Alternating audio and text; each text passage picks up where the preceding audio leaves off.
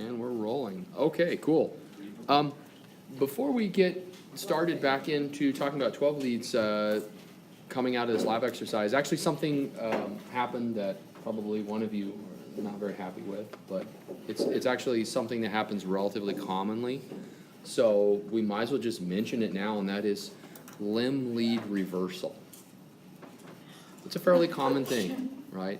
The right arm gets on the left arm gets on the right arm, up goes down, down goes up. Okay, you get those reversed. They can impact the 12 lead ECG very significantly. So as a part of when you print that 12 lead off and you are checking, you're doing your quality control on that 12 lead, right? You're okay, is there interference, any artifact, this is looking good, okay? And before you move into your interpretation, you want to at least consider the possibility of limb lead reversal. And there are some quick things that you can do that will point toward reversal of your limb leads. Okay, and actually, I'm just going to put this little thing up here for you guys. This is also a link in Canvas. The big thing that you can do quickly is look at lead one. Lead one should normally be what? Up or down? Should normally be up, right? If you see downward deflection of lead one, you should always consider the possibility of limb lead reversal. It may not, right? There may be some pathology causing that, but you should automatically assume that and consider possibility of limb lead reversal. Like 2 and 3 may switch places. AVL, AVR may switch planes as well. AVF typically doesn't change a whole lot, but lead one tends to have a big change. So that's just some quick, easy thing that you can do to rule out. Now, some monitors have software built into them. Well, they all have analyzing software built into them. Sometimes the software is very good, and on the printout it will say consider limb lead reversal. Okay, when it prints off its interpretation. Some don't, or some may not pick that up as good as others. So you can't rely solely on that 12 lead. The machine to pick up your mistakes. All right, but anyway, that's a good thing to talk about. You guys see that okay? Okie dokie, so let's move on. Oh, we don't need that. All right, so we talked about all that stuff. Move on, we talked about this. And here we go. Okay. So maybe you want to turn the front lights down just a little bit. I'm going to talk about some examples of STEMI now. And that's why I kind of want you guys to have your little 12 leads there just so you can reference them. Okay, this is the lead group. So I'm going to give you guys some introductory examples here. So we'll zoom in on our first example. So now that we know what ST elevation is, what depression is, what it indicates, where to look. Okay, so let's take a look at this first 12 lead here. So what does ICAL stand for? I see all leads. Okay, so I is what? The inferior wall. What coronary artery are we looking at? RCA. The RCA. Okay, and what leads? 2, 3, and augmented vector front. Good. Let's move on to C. What is C? The septal wall. What coronary artery? Descending left descending. The LAD, the left anterior descending. What leads? V1 and V2 specifically, right? All right. I see all is anterior wall of the left ventricle. What artery? L2. What artery? Yes, anterior descending. Yes, the LAD, the LAD branch of the LCA. What leads? V3 and V4, good. And then finally lateral, or leads, lateral wall. What artery? The circumflex. What leads? V5, V6. V5, V6, 1, and augmented vector left. All right, cool. So what I like to do is when I print off the 12 lead and I look at it, I've got a good quality, minimal interference. I think you guys would agree that we have looks to be a pretty good quality 12 lead here, minimal to no interference or artifact. So we're good to go. So I start my analysis at I. So I look at my inferior leads. I have them outlined in green here, 2, 3, and AVF. All right. You guys all see that okay? Let's see if it'll let me zoom in a little larger now. So we'll zoom in on the inferior leads here, 2, 3, AVF. All right, so you guys all good with that's a P? Yes. All right. Here is a Q. Here is my R. And then my S here. And you guys all agree that's a T wave there? Yes. All right. What do you notice? Elevation. Okay, so we'll start at lead 2. So where's the baseline? The end of the T. Right here. So you guys all good with this being baseline here? So I'm going to draw the baseline back. And my J point should be on that, right? What do you notice? Look at that. Look how elevated that is. We've got, what, 1, 2, 3 boxes. How many millimeters is that? 3. So I have got 3 millimeters of ST segment elevation in lead 2. Let's look at lead 3 here. So there's my P, my QRS, and my T. Where's my baseline? And the T. Right here. Draw across. What do you notice? I've got quite a bit of elevation there. Good. And then AVF, or augmented vector front. There's my P. Here's my QRS. Where's my baseline? Right here. What do you notice? I've got elevation. So far, what can we say? What is it looking like? STEMI. So far, it's looking like a STEMI in what leads? 2, 3, 2, 3 AVF, okay. And we have met criteria, right? Yeah. Okay, good. So is that it? I stop, I'm done? No. No, let's move on. Chris, real quick, Yeah, would those Q waves be example of the, where you're talking about pathologic? yeah, I'm actually gonna come back. Oh. I'm gonna come back to that, but yeah, you're definitely on the right track. Okay, so let's move on to C, my septal leads, V1 and V2. What do you see here? Look good, right? I have a return to baseline there, a return to baseline there, so there's nothing going on. So that's septal. Let's move on to all, anterior, V3 and V4. Again, what do we see? Right, we've got the nice baseline there, nice return to baseline there, okay. Now let's look at our lateral, V5, V6, what do you see? Good. And then finally, to finish off our lateral leads, we'll move over here to 1. What do you see? Again, this is a baseline. Yep. J point returns to baseline there. And then augmented vector left.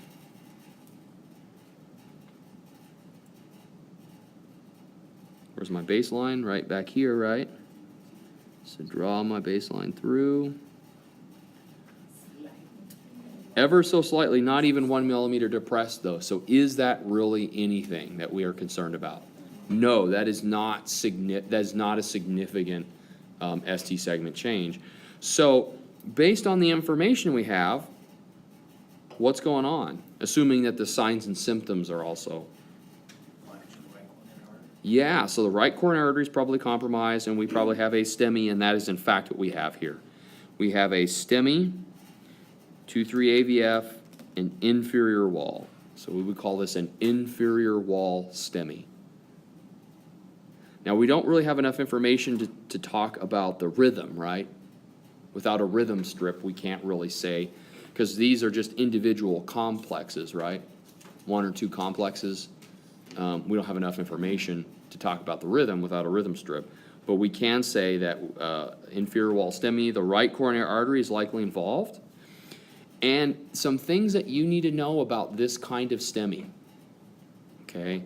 These people tend to be at risk for bradycardias. Why do you think they're at risk for bradycardias? Yeah, the SA node. Yeah, you guys got it. The SA node may take a hit, right? So people that have inferior wall STEMIs tend to be at higher risk for things like sinus arrest, sinus bradycardia, heart blocks, those kinds of things, because that the conduction system takes a hit in that area. These patients are also at risk for something known as right ventricular infarction, okay? And about approximately 30 to 50% of all patients with inferior wall STEMI will also have an infarcting right ventricle. Why?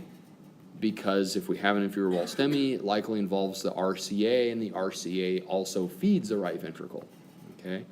Why is that a problem? Well, that's a problem because the right ventricle does what to the left ventricle? It preloads the left ventricle. It fills the left ventricle, right? So if your right ventricle is failing because it's infarcting and it can't fill the left ventricle, what's going to happen to your blood pressure? Potentially could happen to your blood pressure. Could get very low. You could get hypotensive as you have fluid backing up in the body, right? That makes sense? The right ventricle can't take that fluid. So this is a kind of right-sided heart failure that can develop. Okay, these patients can be hypotensive. Will they typically develop pulmonary edema, though? Will the fluid typically back up in the lungs? No. Not typically, because this is the right side, not the left side of the heart taking a hit. So these people tend to have risk for bradycardias, bradycardic dysrhythmias, and for hypotension due to the loss of preload. They'd have more, edema on their feet, right? That would be the- They might in the that's more of a chronic thing. When you talk about pedal edema and that pitting in your, that's more of a chronic thing. But JVD, jugular vein distension, may be something you'll see in somebody that has a really bad right ventricular infarction. Okay, and does that make sense why RVI would be more common in inferior wall? Right, because of the structures that are involved here. And also, just as kind of a side note, STEMI tends to have a fireman hat appearance in the inferior wall. And do you guys see how it kind of looks like little fireman hats there? The old school fireman hats? Right, has a little tall part and the thing goes back, right? This is old school, not like, this is not contemporary, but you know, kind of the old school cartoony fireman hats. Yeah, it kind of has a fireman hat kind of appearance to it there. Okay, you guys good with that? All right, so, you know, things to anticipate. You might want to have atropine on standby. You might want to anticipate having to pace. You might want to anticipate that hypotension. If they get hypotensive, do you think giving them fluids would be a good idea? I mean, not large bolus, not- not that's large just- bolus, but yeah, for blood. It's not really a loss of volume. Yeah. It's a loss of the ability, so Right. if you increase Actually, the volume. fluids are a good idea in RVI. Yes. Not too much, though. Yeah, fluid. They may actually, you may have to give them, yeah. I know what you guys are Would thinking. you just keep it to? I know you're thinking, oh, the heart's failing, don't give them fluids. We've always been taught you never give.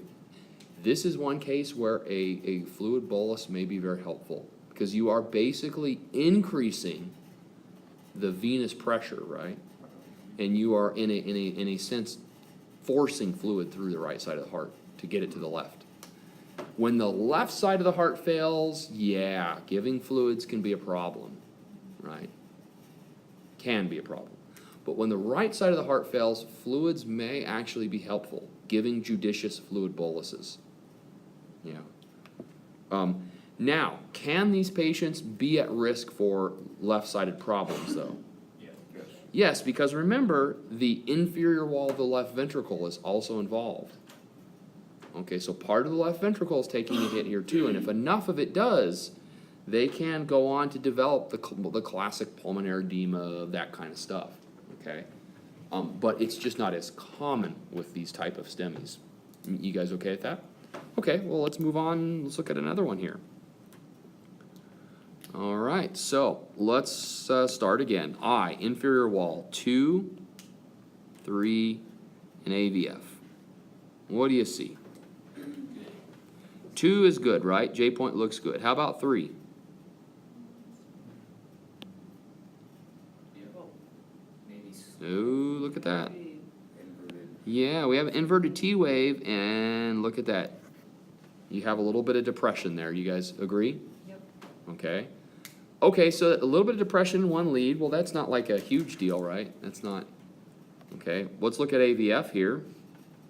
Look at the ST segment there. What do you notice? Slight depression. I mean, but is that really even? Yeah, it's barely even significant. So, not, it's kind of a borderline, but nothing real significant, right? Nothing's kind of screaming out as far as the inferior wall goes. So let's now move on to C, the septal wall. And what do you notice here? So here is my baseline. I'll draw through there. What do you notice? Yeah, we have elevation. Is it significant? Yeah, it's about 1.5 millimeters, almost 2 millimeters. Okay. So let's look at V2 now. Draw my line through. What do you see there? 2.5. Can you guys all see that there, that elevation? Okay, good. So we have significant elevation there. So what can we say at this point?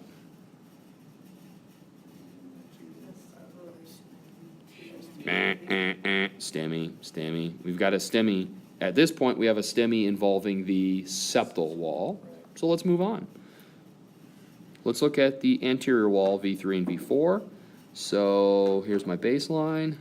What do you notice? Holy crap. Oh, yeah. Okay. Let's not get sidelined and let's look at V4. Certainly can't get any worse. What do you see there? Oh my goodness. So what else? So now what have we determined? STEMI. Interior STEMI. So far this is STEMI involving the anterior and septal walls, right? You guys good with that? The anterior septal walls? All right, good. Now let's move on to leads, which is the lateral wall, which are V5, V6, 1, and AVL. All right, so let's take a look at V5. What do we notice here in V5? Again, draw the baseline.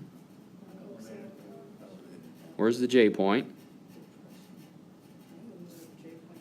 Yeah, slightly. It's right on the line though, right? It's not terribly significant, but it is right on the line there. And in light of what we've already identified, are we as worried about that? No, we found the elephant in the room, so we found the turd floating in the punch bowl for sure. Okay, let's move on to V6 here. Again, we'll draw our line. Not a whole lot going on there. And let's move on to 1 and AVL.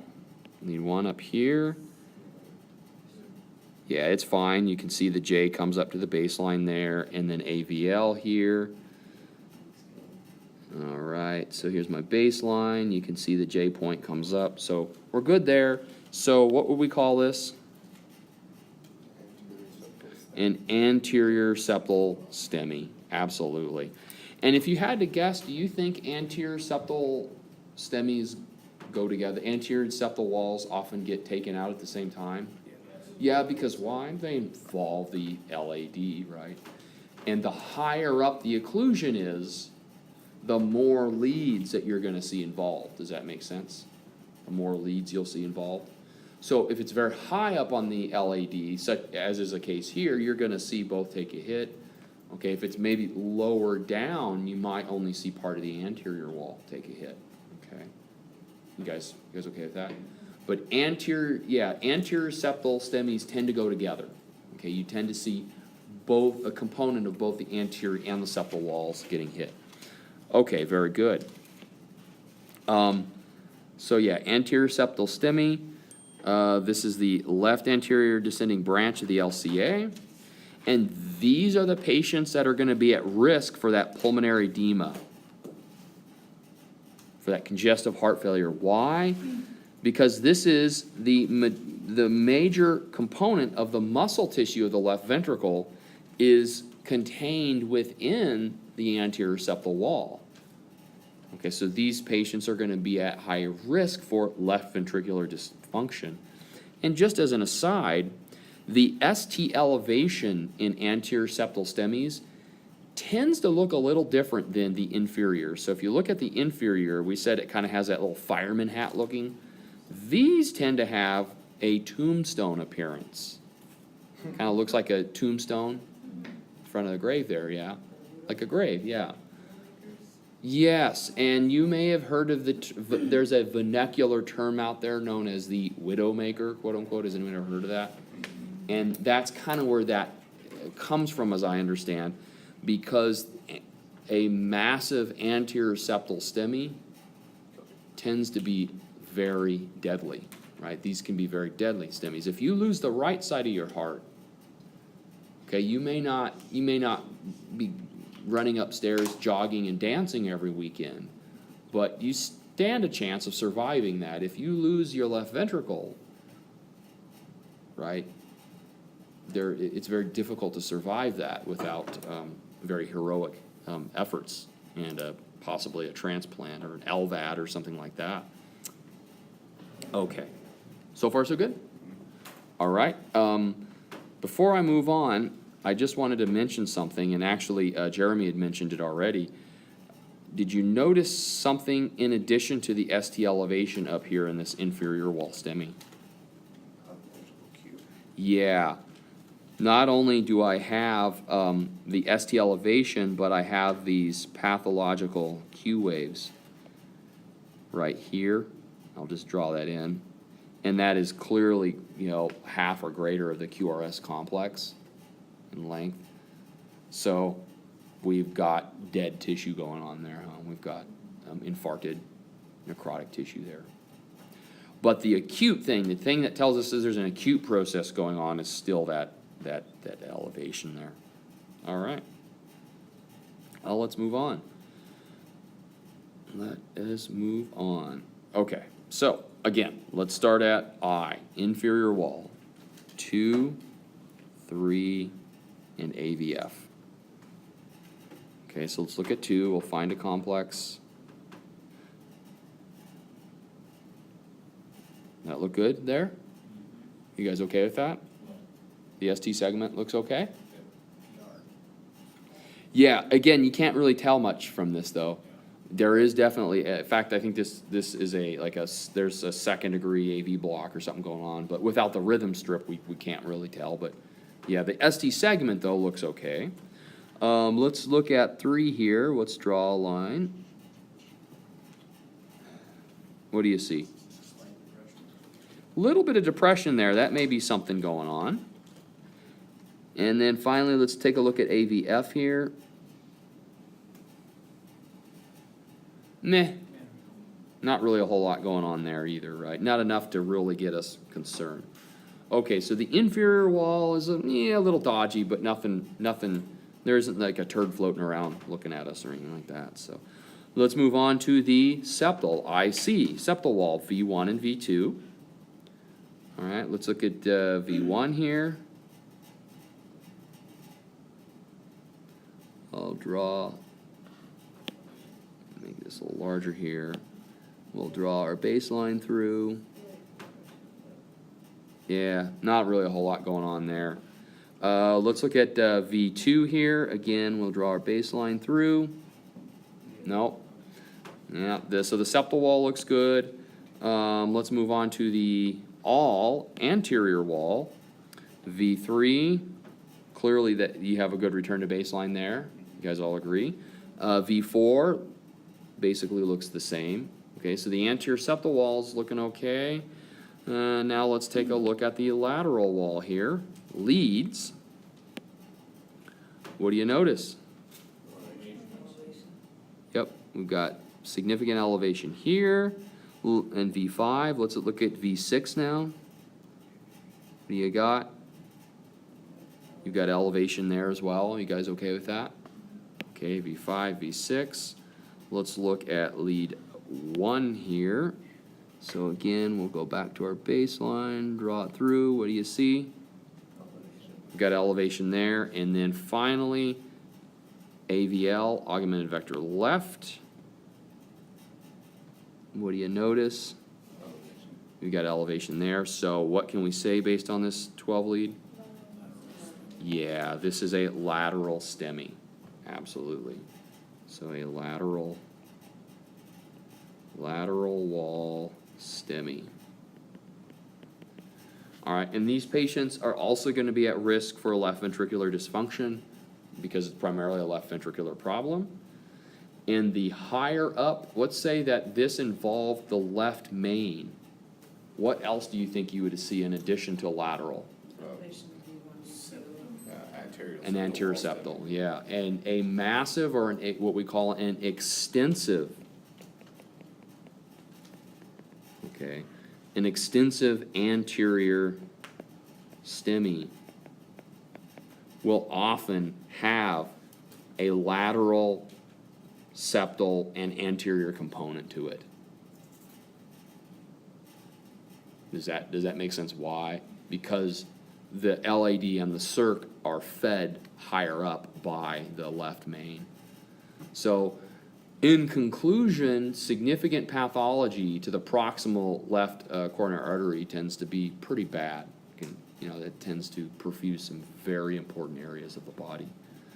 Okay, I think that is gonna put us in a good spot to, I have some worksheets for you guys to work on, and then I'll have you work on them, and then we'll go through them together, just to make sure you guys are good, because you do have a quiz that's gonna be opened up over the weekend, so I want you reasonably comfortable with this 12 lead stuff before we move on to more advanced stuff next week.